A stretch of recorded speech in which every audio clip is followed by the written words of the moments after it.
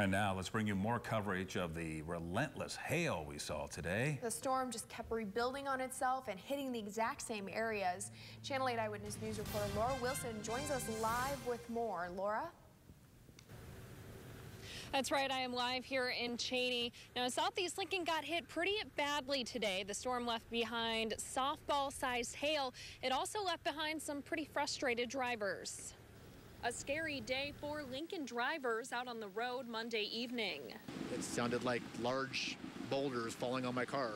It scared the crap out of me. Hail the size of softballs hit Southeast Lincoln around 4:30 p.m. and that's when road conditions turned dangerous. Jeremy DeVries says he was near 70th and Saltillo Road when his car got pelted. Just started shattering everything, and there was nothing I could do. I pulled over underneath the tree line with several other cars, and every car in front of me and behind me had lost all of their windows also. It was a similar scene over at Lincoln's College of Hair Design near 90th and Highway 2. Oh my gosh!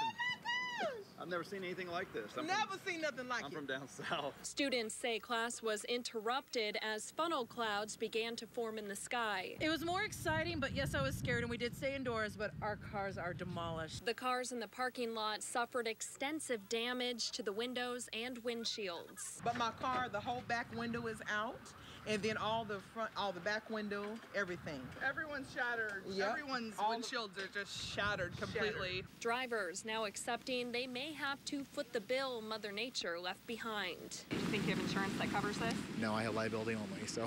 But also relieved it's only their cars that suffered the damage. So we don't look like this. We all right, and that's all that matters, right? We were hunkered down in there. So as we just showed you, drivers getting hit pretty hard out there on the roads. But here in Cheney, you look at buildings like this one behind me, they really took a beating. Now, as part of our team coverage, Channel 8's Abigail Wood joins us. You were out here for several hours today. Tell us a little bit about what you saw.